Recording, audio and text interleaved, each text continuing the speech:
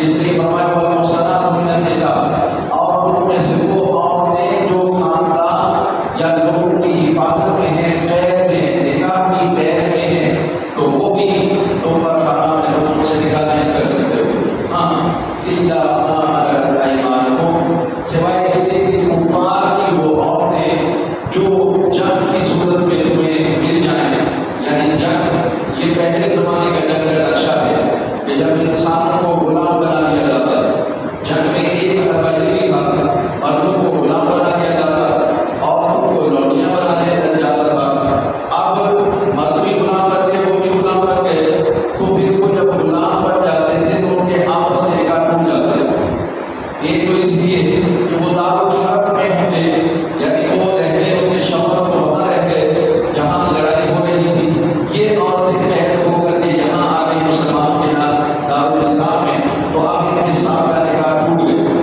اب یہاں پر جب صاحب کا نکاح ٹوٹ گئے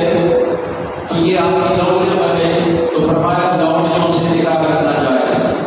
لوڑیوں سے نکاح کرنا جائز ہے، لیکن لوڑیوں سے جو نکاح کیا جاتا ہے اس کا اور ایک آزاد عورت سے نکاح کرنے میں بہت سارے مسائل ہیں، احکامات ہیں جن کا خیال رکھنا بھی ضروری ہے۔ اگلی آیت میں وہ آ رہے ہیں، لیکن ہم اس کو یہاں تفصیل سے اس لیے بیان کرتے ہیں تاکہ بات سمجھ میں آ جائے۔ کتاب اللہ جاری فرمایا اللہ کی طرف سے ان پر حکم لکھ دیا گیا۔ اب کیا کہ یہ لوڑیاں ہوتی کیا ہے؟ دیکھیے جب جنگ ہوتی ہے تو جنگی قیدیوں کے ساتھ آج بھی بڑا مسئلہ ہے۔ اب دیکھیے جرمنی میں، روس میں یا امریکہ میں جنگی قیدیوں کے ساتھ کیا سلوک کیا جاتا ہے؟ مسلمانوں کو تو یہ بھولنا ہی نہیں چاہیے۔ گوانتانامو میں ابھی تک کی بات ہے، خراب میں افغانستان کے اندر مسلمانوں کو جو قید کیا گیا وہ ایک ابھی حال ہی کی بات ہے۔ یہ غزہ کے اندر جو قید بنے ہوئے جو فلسطینیوں کو جس طرح سے ٹارگیٹ کیا گیا وہ ابھی حال ہی کی بات ہے، جو چل رہا ہے سلسلہ۔ اسی طرح کشمیر کے اندر جو مسلمانوں کو پکڑ کر قید کیا جا رہا ہے، چیچنیا میں، بوسنیا میں مسلمانوں کے ساتھ جو ہوا آپ دیکھ رہے ہیں۔ اسی طرح دیگر ممالک کے اندر بھی جہاں تک کفار کی فوجیں آئی انہوں نے مسلمانوں کو قید کیا، لیکن قیدیوں کے ساتھ جو سلوک کیا وہ اتنا ظالمانہ ہے کہ وہ مرنا بھی چاہتے ہیں تو مر نہیں جاتے، یعنی ان سے جبری مشقت کی جاتی ہے، ان سے محنت کی جاتی ہے، ان پر ظلم کیا جاتا ہے، تشدد کیا جاتا ہے اور انہیں ان کی کوئی اجرت بھی نہیں دی جاتی۔ آپ اندازہ کر سکتے ہیں کہ وہ بیچارے نہ جی سکتے ہیں نہ مر سکتے ہیں۔ اس طرح سے لیکن اسلام نے ایک پہلو نکالا، وہ پہلے سے چلی آ رہی تھی۔ اسلام نے یہ نہیں بتایا کہ آپ قید کر لو لوگوں کو یا آپ غلام بنا لیں۔ اسلام نے اس کو ختم کرنا چاہا، لیکن ختم کرنے کا طریقہ یہ نکالا، بڑا زبردست اور خوبصورت طریقہ نکالا۔ بھائی جس سے بھی نکاح کرنا ہے وہ مطلب لوڑیاں آ گئی بجا دی، لوڑی سے بغیر نکاح کے مباشرت کی جا سکتی ہے جو مالک ہوگا۔ مثلاً لوڑیاں 50 عورتیں جو ہے وہ قید میں آ گئی اسلامی لشکر کے، اسلامی لشکر کے 50 آدمی اپنے فوجی کے ان کو بلند کر یہ ایک لوگ دے دو، ان کو دے دی۔ اب یہ ان کی ملکیت میں آ گئی، بغیر نکاح میں ان سے بغیر نکاح کیے ان سے جو ہے جمع کرنا، انٹرپوز کرنا ان کے لیے حلال ہو جائے۔ ہاں ان میں سے اگر اولاد ہو گئی تو اولاد کے وہی حقوق ہیں جو دوسری آزاد عورتوں سے نکاح کرنے کے حقوق ہیں، یعنی جس آدمی نے اپنی لوڑی سے نکاح کیا تو اس نے ایسا کیا کہ اس کو اپنی بیوی بنا لیا۔ اب اس کے ساتھ دو باتیں، اس میں سے ہونے والی اولاد وہ اولاد کے حقوق وہی ہیں جو آزاد عورتوں کے بچوں کے حقوق ہیں، اور دوسرا یہ کہ جب یہ شخص مر جائے گا تو خود بخود وہ عورت جو ہے وہ کیا ہو جائے گی؟ آزاد ہو جائے گی، یعنی اس کے حقوق آزاد والے ہو جائے گا۔ اصل میں ہمارا مطالبہ کم ہے اور ہم جانتے بھی نہیں، نہ کبھی سوچا پوچھا ہے کسی سے، اس لیے آزاد اور غلام کے جو احکامات ہیں وہ ہمارے ذہن میں نہیں ہیں۔ لیکن اس میں آپ بس آسان سے سمجھیں جو یہاں پر ہے کہ ان کا حق مہر بھی آدھا ہوتا ہے اور جتنا عورت کا ہوتا ہے، اور دوسرا یہ کہ ان کی سزائیں بھی آدھی ہوتی ہیں، بلکہ رجل تو ہوتا ہی نہیں ہے ان کے لیے، کوڑے اگر اس کے لیے 100 دیں تو اس کو 50 سکھائے جائیں گے، یعنی اس طرح سے ان کے لیے فرق ہوگا۔ اس لیے کہ آزاد عورت کے لیے مواقع کم ہے گناہ کے، پھر بھی گناہ میں مبتلا ہو جائے تو اس لیے اس کو سزا زیادہ ہے۔ لوٹی کے لیے گناہ سے بچنا ذرا تھوڑا سا کم درجہ ہے، یعنی اس کی حفاظت اتنی نہیں ہے، اس لیے اس کی سزا بھی کیا ہے؟ کم ہے۔ بہرحال یہ اسلام نے اجازت دی کہ آپ نکاح کر سکتے ہیں۔ ہاں اس میں یہ ہے کہ اگر کوئی اور شخص نکاح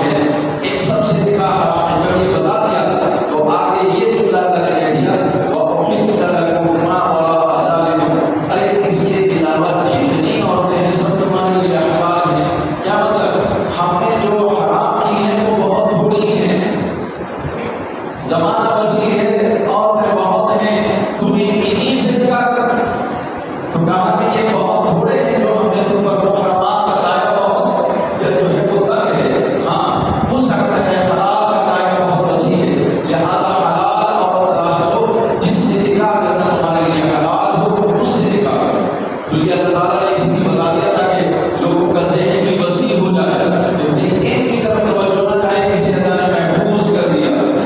ایک کو اللہ نے محفوظ کر دیا ہے، لہٰذا تم کہیں اور تلاش کرو، ماں بہن بیٹی بھتیجی بھانجی یہاں نہیں دیکھنا ہے، کہیں اور تلاش کرو تاکہ تمہاری نظر مسل کہیں اور جائے اور اس جگہ سے تمہارا رشتہ قائم ہو۔ اور پھر فرمایا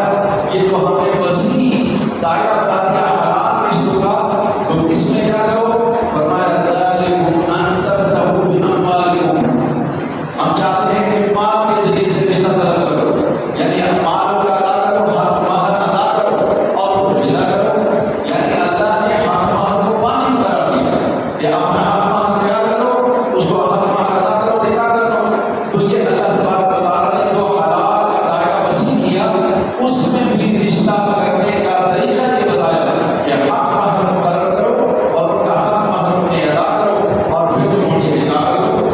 اور وہ پہلے بتا چکا ہے قرآن کہ بھائی دو کر سکتے ہو یا تین کر سکتے ہو یا چار کر سکتے ہو، پانچویں عورت سے بھی شادی نہیں کی جا سکتی، یہ یہاں ذکر تو نہیں ہے لیکن یہ بھی آپ کو جاننا چاہیے، چار بیویاں اگر کسی کی ہیں موجود، پانچویں سے نکاح کرنا حرام، اگر جو ہے مشرکہ عورت ہے اس سے نکاح کرنا حرام، بھتیجی سے نکاح کرنا حرام، یہ جو دو ایک ٹوٹی اور ایک اس کی بھتیجی دونوں کو اپنے نکاح میں اکٹھا کرنا یہ بھی حرام، خالہ اور بھانجی دونوں کو ایک مرد کے نکاح میں دینا یہ بھی حرام، ان کو بھی آپ نے یاد رکھنا ہے، یعنی ایک ہی شخص ایک عورت سے شادی کرتا ہے اور اسی کی بھانجی اس پر لانا چاہتا ہے تو یہ نکاح حرام ہے۔ اسی طرح ایک شخص ایک عورت سے شادی کرتا ہے، اس کی بھتیجی یعنی اس کے بھائی کی بیٹی اب نہیں لا سکتا کیونکہ یہ اس کا بڑا مبارک رشتہ ہے پھوپھی والا، اب پھوپھی کے اوپر تم لے کے آؤ گے اس کو، بھتیجی کو اس کی لے کے آؤ گے تو یہ بھی حرام رشتہ، تو اس کو بھی ہمیں یاد رکھنا ہے، ذہن میں رکھنا ہے۔ لیکن اگلی جو بات ہے وہ یہ فرمایا کہ ٹھیک ہے حق مہر بھی تم نے ادا کر دیے لیکن حق مہر کے ساتھ ہماری نیت کا درست ہونا بھی ضروری ہے، محسنین پاکیزہ رہتے ہوئے گھر بسانے کے لیے، اپنا گھر بسانے کے لیے کیا کرو، شادی کرنی ہے تو اپنا گھر بسانے کے لیے کرو، غیر مسافرین زنا کے لیے نہ کرو، مستی نکالنے کے لیے نہ کرو، صرف دنیا کی لذت اٹھانے کے لیے نہ کرو، بلکہ نکاح اس لیے کرو تاکہ تمہارا گھر آباد ہو جائے۔ ہاں کوئی کہہ سکتا ہے کہ جب اسلام اجازت دے گا دو تین دن تو اس میں تو گھر کو ایک سے بھی آباد ہو جاتا ہے، لیکن ایسا ہے کہ مردوں کی تربیت پر منحصر، ان کی جو آمدن ہے اس پر منحصر، آیا وہ دو کے حقوق ادا کر سکتا ہے، کیونکہ اسلام نے شرط لگائی ہے کہ اگر تم ان کے حقوق ادا نہ کر سکو تو پھر ایک ہی کافی ہے، ایک ہی کافی ہے، اگر تم ان کے حقوق ادا نہ کر سکو تو دیکھنا یہ ہے کہ یہ ان کے حقوق ادا کر سکتا ہے، اگر یہ دو کے حقوق ادا کر سکتا ہے تو شادی کرنا جائز ہے، اگر تین کے کر سکتا ہے تو تین شادی کرنا جائز ہے، اگر چار کے حقوق ادا کر سکتا ہے تو چار شادی کرنا جائز ہے، لیکن اس کے علاوہ شادی کرنا جائز نہیں۔ ہاں ان میں بھی اگر اسے ڈر ہوگا ہو میں ان کا حق ادا نہیں کر سکوں گا یا میں ان کی جو ضرورتیں پوری نہیں کر سکوں گا تو پھر خواہ میں ان کو اپنے گھر میں قید کرنے سے اللہ تعالیٰ نے منع فرمایا ہے، تاکہ بس صرف ضرورت اگر تمہاری ہے تو پھر تم کر سکتے ہو۔ بعض دفعہ مردوں میں شہوت زیادہ ہوتی ہے اور وہ شہوت کے لیے ایک سے کام نہیں چلتا، وہ اس کی وجہ ہوتی ہے، وہ جو شادی شدہ ہے وہ سمجھتے ہیں کہ عورتیں جو مینسز ہوتے ہیں، جو ماہانہ معاملات ہوتے ہیں، اس حوالے سے اس کے پاس اس کی ضرورت پوری نہیں ہو سکتی، ایسا نہ ہو ان دنوں میں کہیں اور چلنے چلا جائے تو اس سے کہا کہ دوسری شادی کرو،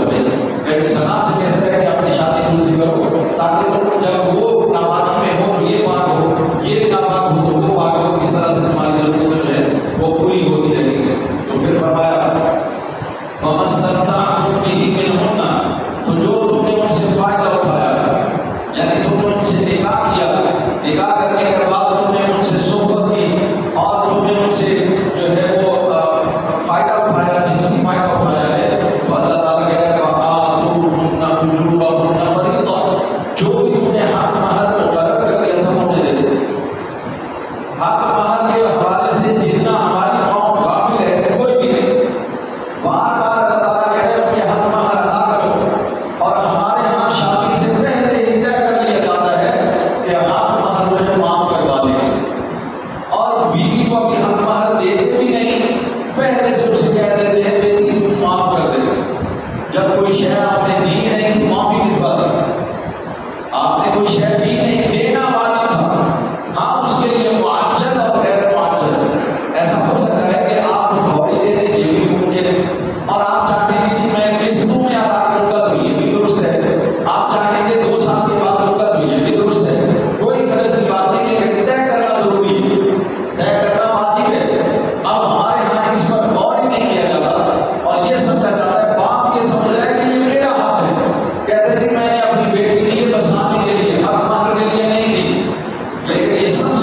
बेवकूफ़ी और हमाकत है।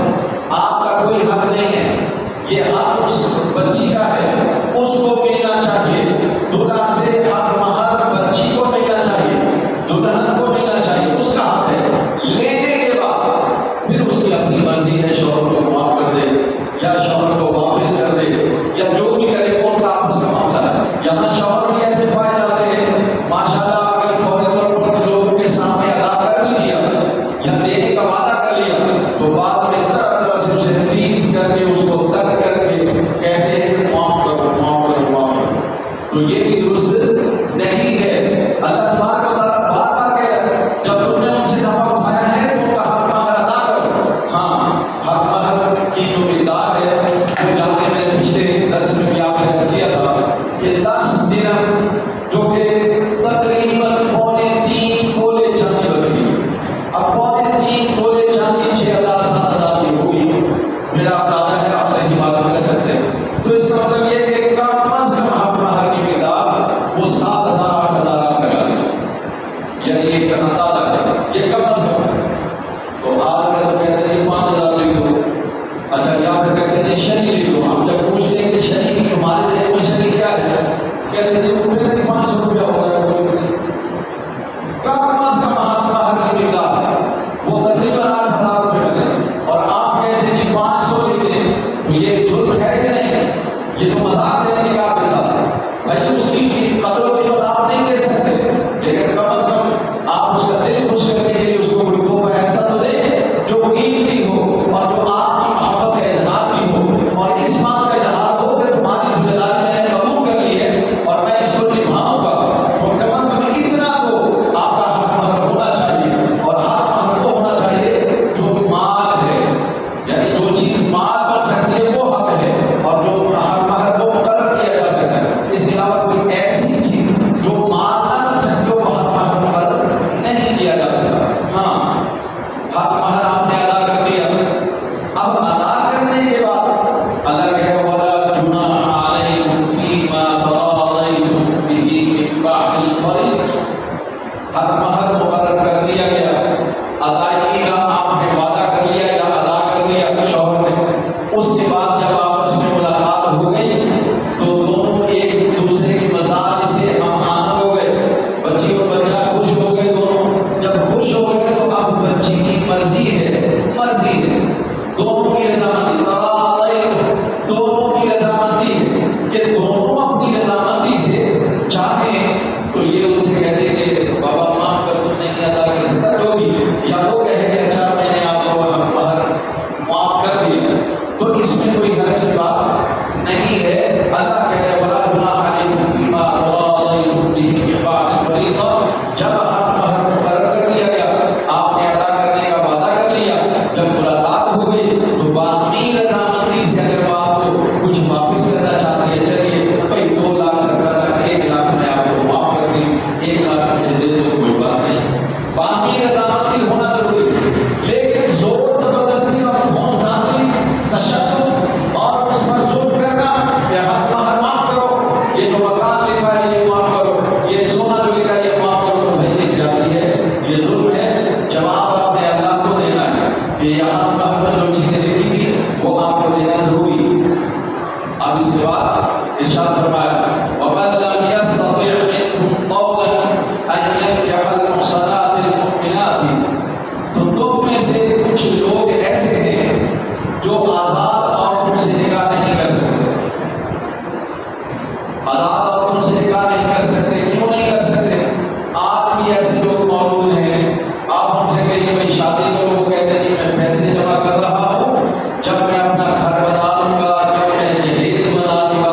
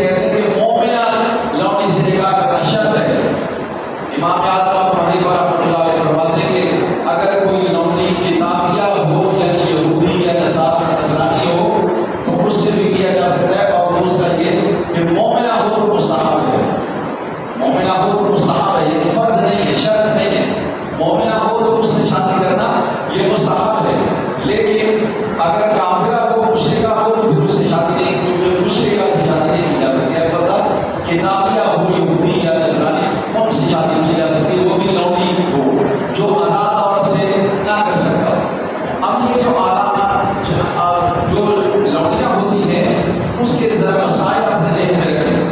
ایک یہ ہوتی ہے آگے ہے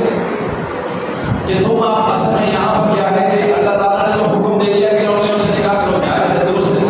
لیکن عرب میں لونڈیوں سے نکاح کرنا اس کو عار سمجھا جاتا ہے، بلکہ وہ جو بچے پیدا ہوتے تھے نا ان بچوں کا ایک الگ سے نام رکھا ہوا تھا، انہوں نے حجین،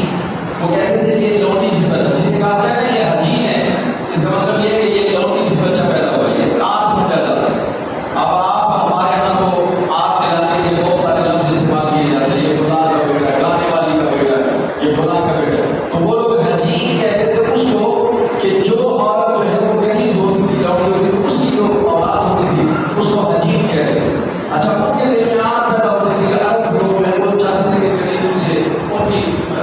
کنیزوں سے یا لونڈیوں سے ہم شادی نہ کریں، تو اللہ تبارک و تعالیٰ نے ارشاد فرمایا واللہ اعلم بایمانکم، یہ جو تمہارا ایمان ہے نا اللہ اس کو جانتا ہے، تمہارے دل میں جو بات ہے اس کو اللہ تعالیٰ جانتا ہے کہ تم اس سے عار محسوس کر رہے ہو۔ بھائی جب تم پر تم حقوق ادا کر سکتے ہو، شادی کا خرچہ بھی برداشت کر سکتے ہو، حق مال بھی دے سکتے ہو، تو پھر تم اور تمہیں اگرچہ خطرہ نہیں ہے کہ تم گناہ میں مبتلا ہو جاؤ گے تو پھر بھی شادی کرنا واجب ہے، لیکن اگر تمہیں خطرہ ہو یعنی تم حقوق بھی ادا کر سکتے ہو، حق مال بھی دے سکتے ہو، گناہ میں مبتلا ہونے کا اندیشہ بھی ہے تو شادی کرنا فرض ہے، تو شادی کرنا فرض ہے۔ لیکن بعض صورتیں ایسی ہوتی ہیں جس میں کوئی شخص کو شک ہے کہ وہ حقوق ادا نہیں کر سکے گا، عورت کے جو حقوق زوجیت ہے وہ ادا نہیں کر سکے گا، مکروہ ہے، یہ شک ہونے کی ضرورت ہے۔ اگر یقین ہو کہ ادا نہیں کر سکے گا اس پر نکاح کرنا حرام ہے، اس پر نکاح کرنا حرام ہے، تو یہ بات بھی یاد رکھیں جو اللہ نے کہا واللہ اعلم بایمانکم، اللہ تبارک و تعالیٰ تمہاری دل کی بات کو جانتا ہے کہ تم کیا سوچ رہے ہو، تو سنو بعضکم من بعض، اگر تم ایک دوسرے کے ساتھی ہونا، ایک دوسرے کے ساتھ رہ رہے ہو تو رشتے بھی ہیں، تعلق بھی ہیں، وہ بھی آدم کی اولاد ہے، تم بھی آدم کی اولاد ہو، اور یہ بھی انسان ہے، تم بھی انسان ہو، تو بھائی تم ان سے شادی کر لیا کرو۔ ہاں شادی کرنے کے لیے یہ کام کرنا فَانكِحُوهُنَّ بِإِذْنِ أَهْلِهِنَّ، لونڈیوں سے جب شادی کرو تو ان کے جو وارث ہیں، جو مالک ہیں، ان سے اجازت لے کر شادی کرو۔ اچھا یہ باتیں سمجھنے میں آپ کو دقت اس لیے ہو رہی ہوگی کہ کیونکہ آج کل لونڈیاں ہوتی نہیں، تو آپ ذرا سمجھ لیجیے، حضرت عمار کا نام آپ نے سنا ہوگا، حضرت یاسر بہت جلیل القدر صحابی رسول ہیں جن کو بڑا دکھ دیا گیا، پورے دکھ پہ حضرت یاسر کو بھی شہید کیا گیا، عمار کو بھی شہید کیا گیا، ان کی ماں سمیہ کو بھی تیز مار کر شفقات ان کو شہید کیا گیا۔ یہ بیچارہ وہ خاندان اور ٹوٹا ہے جنہوں نے بڑی تکلیفیں جھیلی ہیں اسلام کی خاطر، تو حضرت یاسر کے یمن سے ہجرت کر کے مکہ میں آئے، جب یہاں آئے تو اب شادی مسلمان ہو گئے، بھائی شادی کے لیے ظاہر ہے اس طرح کے آدمی کو جس کا خاندان ہی کوئی نہ ہو تو اس کو شادی بڑا مشکل ہوتا، لہٰذا ابو جہل کے چچا کی ایک لونڈی تھی جس کا نام جو ہے وہ آپ سمیہ سنتے رہتے ہیں، سمیہ سے انہوں نے اب کیا کر لیا، نکاح کر لیا، سمیہ سے نکاح کر لیا۔ سمیہ جو ہے ابو جہل کے چاچے کی جو ہے وہ لونڈی تھی، اس سے نکاح کر لیا، اس سے عمار پیدا ہوئے، تو اب یہ لونڈی سے نکاح کر کے عمار پیدا ہوئے۔ ہوتا کیا ہے یہ بات یاد رکھیں کہ جب آپ کسی کی لونڈی سے اس کی اجازت سے نکاح کرتے ہیں تو شادی کرنے کے بعد پہلا جو حکم نازل ہوتا ہے اللہ کا وہ یہ کہ بھائی اب وہ جو مالک ہے وہ اس سے ہم مستری نہیں کر سکتے، کیونکہ اس نے اجازت دے دی ہے کہ فلاں کے ساتھ نکاح کر لو، جب اس نے اجازت دے دی کہ تم فلاں کے ساتھ نکاح کر لو تو اب یہ لونڈی یا اس کے جنسی استعمال میں نہیں آ سکتی ہے، یہ اس کے ساتھ جنسی تعلقات نہیں کر سکتا، حرام ہو گئی، اس کے لیے اب حرام رہے گی اس کی لونڈی، کیا مطلب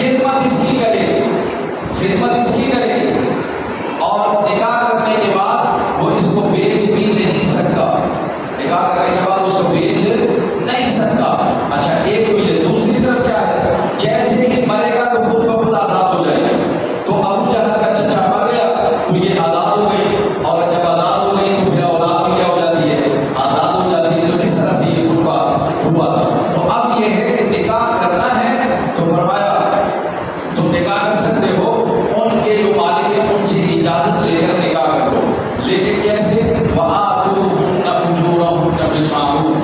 جو حق مہر بنتا ہے جو معروف طریقے سے، یعنی جو رسم ہے جو چلن ہے اس رواج کے مطابق جتنا حق مہر بنتا ہے وہ ادا کرو۔ تو حق مہر جو بھی تھا ان نے ادا کیا اور شادی کی، کسی طرح سے نکاح کیا جا سکتا تھا۔ آج کل کے زمانے میں جو سوچ رہے ہوں نوجوان کہ ہاں لوڑیاں بھی موجود نہیں، آزاد عورتیں جن کے خاندان والی ہیں وہ ہم سے شادی کرنے کے لیے تیار نہیں کیونکہ ہمارے پاس روزگار نہیں، اور اگر روزگار ہے تو انکم اتنی نہیں ہے کہ ہم ان کو دنیا کی آسائشیں مہیا کر سکیں، اب ہم کہاں جائیں؟ تو آپ کے لیے اللہ تعالیٰ نے چھیپا کو پیدا کر دیا ہے، ایندھی کو پیدا کر دیا ہے، وہاں چلے جائیے آپ کو ایسی بے سہارا یتیم مسکین بچیاں مل جائیں گی جن سے آپ جو ہے شادی کر سکتے ہیں، نکاح کر سکتے ہیں۔ آپ ذرا جا کر کے وہاں ان سے رابطہ کیجیے اور آپ نے نکاح کا انتظام کیجیے، اور جب آپ کے گناہ میں مبتلا ہونے کا آپ کو یقین ہو تو آپ پر فرض ہے کہ وہاں جا کے رابطہ کریں، باقی جو ہے بجائے ادھر ادھر مارنے کے گناہ کرنے کے، گناہ میں مبتلا ہونے کے، جا کے چھپا اور ایندھی سے رابطہ کریں تاکہ آپ کا نکاح جو ہے وہاں کر دیا جائے۔ اور بھی معاشرے میں اگر اس کے علاوہ بھی آپ کو مسکین غریب یتیم بچیاں ایسی مل جائیں ان سے بھی نکاح کیا جا سکتا ہے ان کی اجازت کے ساتھ، لیکن یہاں پر بھی لفظ دوبارہ دہراتے ہیں، فرمایا محصنات، شادی اس لیے کرنا، نکاح اس لیے کرنا کہ تم زنا سے بچ سکو، نکاح کرتے ہوئے گھر کو آباد کرنے کی نیت سے، رسول اللہ صلی اللہ علیہ وسلم کی امت میں اضافے کے لیے، خود کو گناہ سے محفوظ کرنے کے لیے شادی کرنا، غیر مصافحات، اور خبردار زنا کے لیے نہیں کرنا۔ آپ کہیں گے کون زنا کے لیے کرتا ہے، لیکن آپ اگر اخبارات پڑھتے ہیں تو ہمیں یقیناً جانتے ہوں گے ایسے کئی تجوز قسم کے لوگ ہیں جو خود اپنی بیویوں سے طلاق دے کے کبیوں سے جو ہے نا رابطہ رکھتے ہیں، یہ بھی زنا، اور پھر گھر میں لا کر غیر مردوں کو گھر میں بلا کر انہیں استعمال کرواتے ہیں، تو یہ بھی تجوز قسم کے لوگ موجود ہیں، یہ بھی زنا۔ تو فرمایا خبردار، یہ کاروبار کے لیے نہیں ہے، یہ فیکٹری نہیں ہے، تم اسے جو ہے چلا کر یا اس کی عزت کو نیلام کر کے تم پیسہ نہیں کما سکتے۔ ہاں غیر مصافحات، اور تم ان کو زنا کے لیے کبھی نہیں لے کے آنا، تم ان کو گناہ کے لیے کبھی نہیں لے کے آنا، تم ان کو کسی گناہ میں مبتلا کرنے کے لیے مت لے کے آنا۔ ہاں ولا متخذات اخدان، یہ ایک اور بات ہے جو ہمارے ہاں عام پائی جاتی ہے، ولا متخذات اخدان، یہ جو ڈیٹنگ کی جاتی ہے بچے ایک دوسرے کو، نوجوان لڑکے اور لڑکیاں ڈیٹ پہ جا رہے ہیں، فلاں نے ڈیٹ، اسلام نے کہا ولا متخذات اخدان، حدیث سے نکلا بھائی چھپ کر کوئی بات نہیں کی جا سکتی، لڑکی اور لڑکا چھپ کر دونوں پہلے اسکول اپنے گھر سے اور وہاں سے چلے گئے کسی بار میں یا کسی جو ہے ہوٹل پر یا کسی اور ایسی الگ جگہ پر جا کے وہاں ملاقات کی، جو خلوت صحیحہ کے حکم ہے یہ حرام ہے، یہ حرام ہے۔ ولا متخذات اخدان، جتنے لڑکے اور لڑکیاں وہ الگ اپنے ماں باپ سے چوری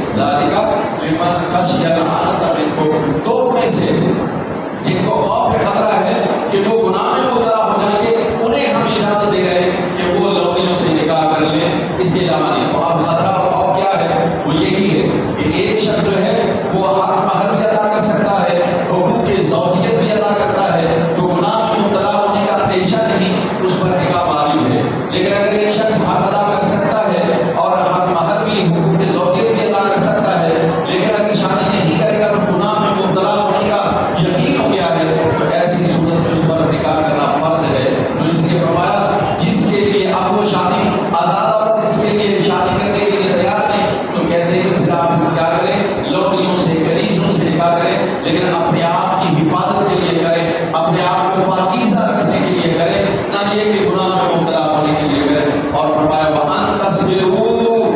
اے نوجوانوں تم شادی کے قابل ہو، حقوق بھی ادا کر سکتے ہو، حقوق زوجیت بھی، حق مہر بھی، سب کچھ کر سکتے ہو، اور اگر گناہ میں اندیشہ نہیں ہے مبتلا ہونے کا، اگر تم صبر کرو، وَأَن تَصْبِرُوا خَيْرٌ لَكُمْ، اگر صبر کرو تو یہ تمہارے لیے بہتر ہے۔ یعنی ایسے بھی بزرگ گزرے، ایسے لوگ بھی گزرے، جب ان کو نکاح کی خواہش پیدا ہوتی خوب نفل پڑھتے، خوب عبادت میں منہمک ہو جاتے، تاکہ عبادت کی گرمی سے اندر کی گرمی ختم ہو جائے،